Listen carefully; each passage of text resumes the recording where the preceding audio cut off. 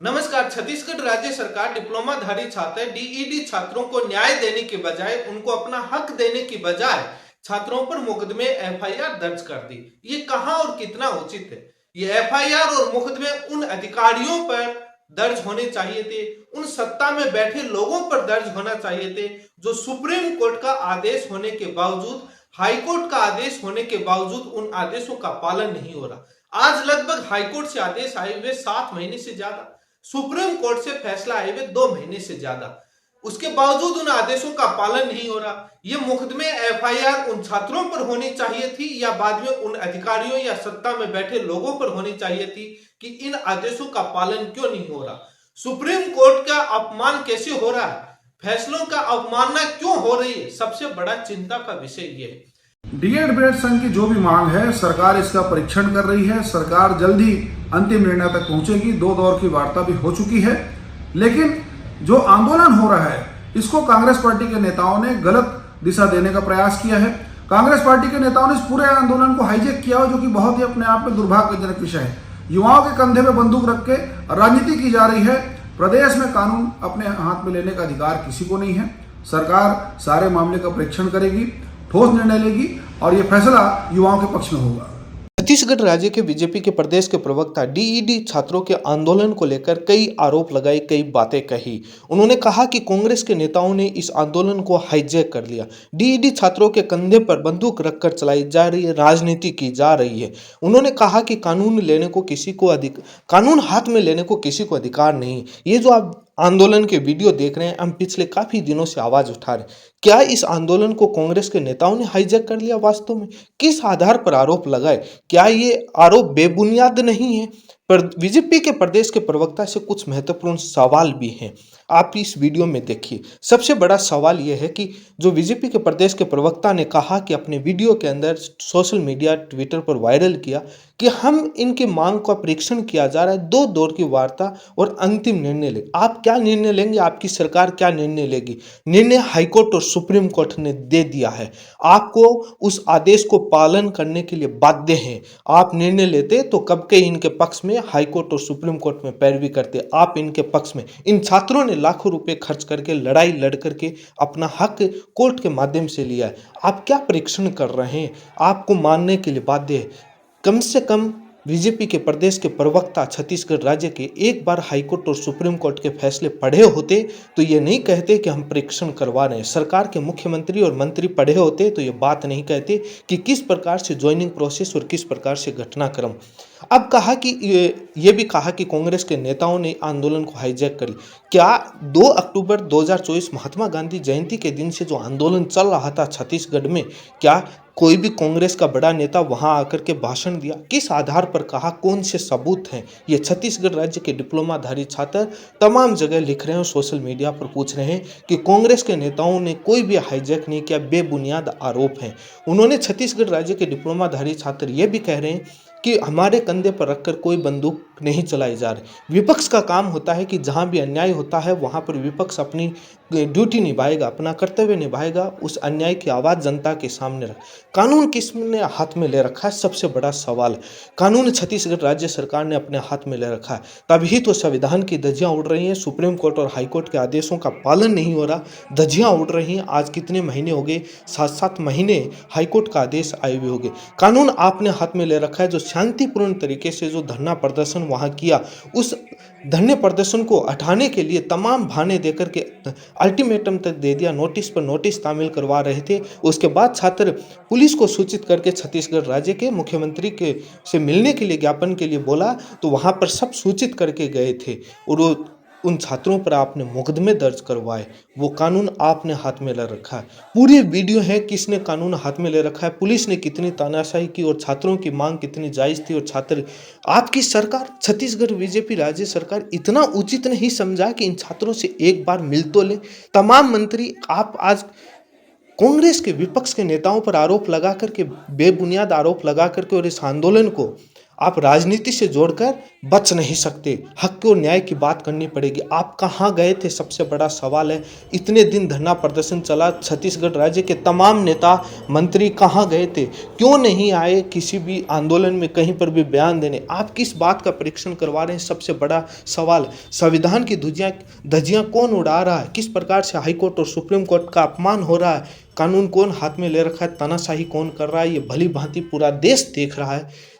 कम से कम छत्तीसगढ़ राज्य के बीजेपी के प्रदेश प्रवक्ता को आरोप लगाने से पहले सोचना तो चाहिए था कि किस आधार पर कांग्रेस से जोड़ दिया। उस कांग्रेस को धन्यवाद दो जिसने हाईकोर्ट ने अंतरिम आदेश पारित किया था और तुरंत उस आदेश को लागू कर दिया था, सुप्रीम कोर्ट तक नहीं गए थे। आप तो इन छात्रों के लाखों रुपए कम से कम 50 लाख रुपए से ज़्यादा खर्च करवा करके इन छात्रों ने न्याय लड़ा और आपका पूरी ताकत लगाई हाईकोर्ट और सुप्रीम कोर्ट में, तारीख और सुप्रीम कोर्ट में पूरी ताकत लगाई। आप न्याय, आप हक की आप परीक्षण करवा रहे, आप मानने के लिए बाध्य हैं। ये सच्चाई है, हकीकत है, ये दुनिया जानती है और सोशल मीडिया पर देख रही है। आप आंदोलन को कमजोर करने के लिए बेबुनियादी आरोप लगा करके विपक्ष को टारगेट करके आप बच नहीं सकते। आपको इन छात्रों को इनका हक देना पड़ेगा।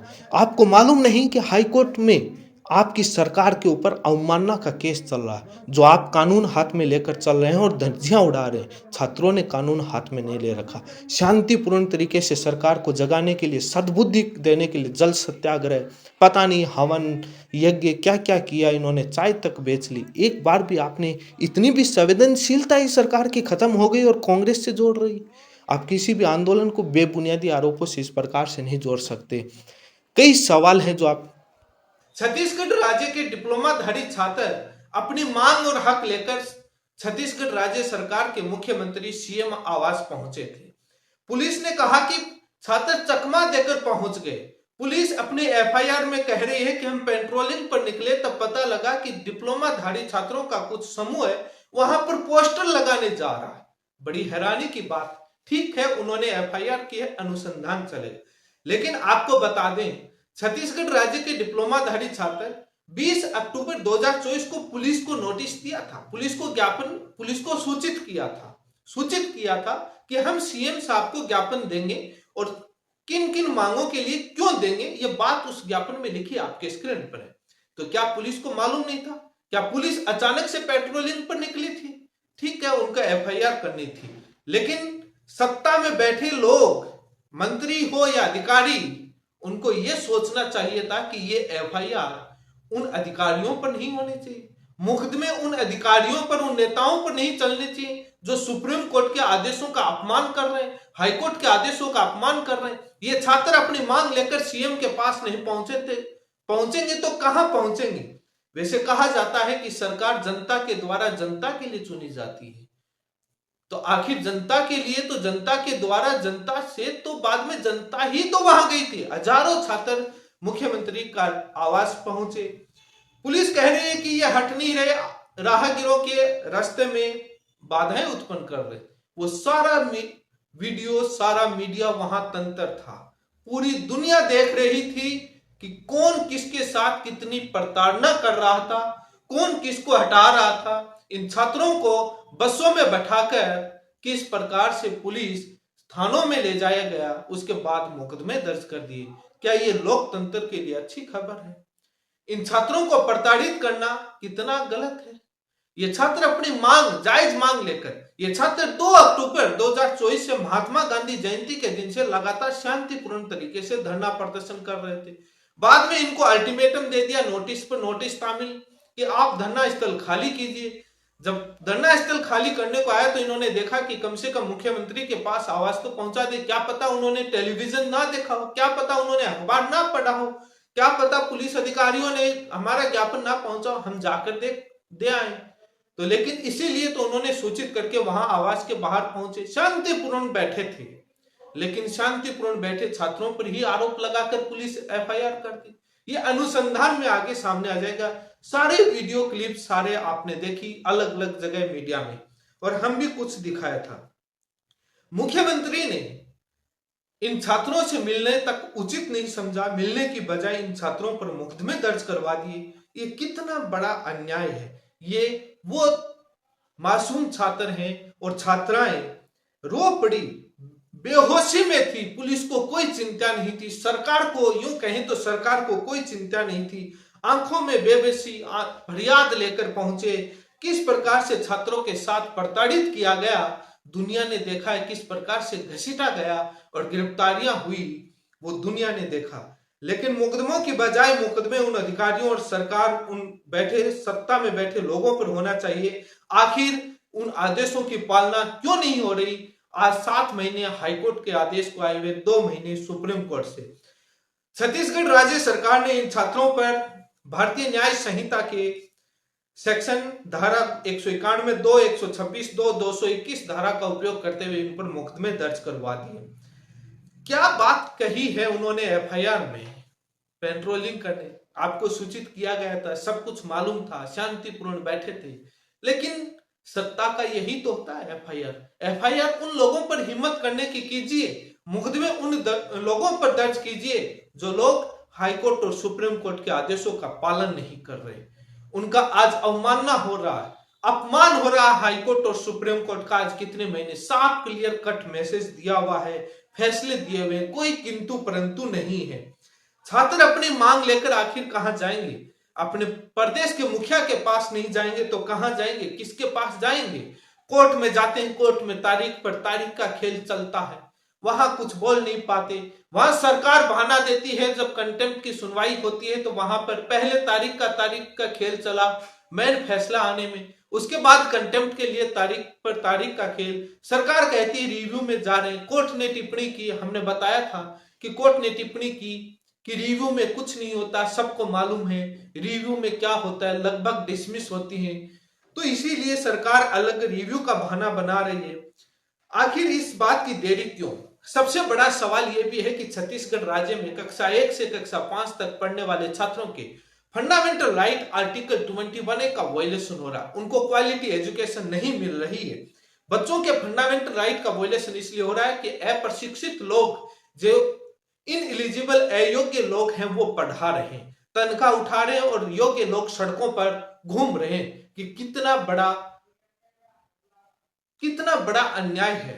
किन शब्दों में इनको अन्याय को व्याख्या की जाए? हम लगातार पिछले काफी दिनों से इस मुद्दे पर आवाज उठा रहे हैं। छात्र काफी मैसेज में अपनी पीड़ा बता रहे हैं, अपनी बात रख रहे हैं, लेकिन आखिर छात्र जाएं कहां? ये जो आपने देख रहे हैं, ये पीछे के काफी वीडियोज आपने देखे, ये छात्र कहां जाएंगे? इन पर मुकदमे दर्ज हो रहे हैं। हालांकि जब छात्र शक्ति, जब जन आंदोलन बन जाएगा, जब छात्र एकजुट होकर सामूहिक रूप से गिरफ्तारियां दी, तो ये दिखाता है कि सरकार की तानाशाही कितनी है। ये तानाशाही नहीं चलेगी। कोर्ट के फैसलों की पालना करनी पड़ेगी, आदेशों को मानना पड़ेगा।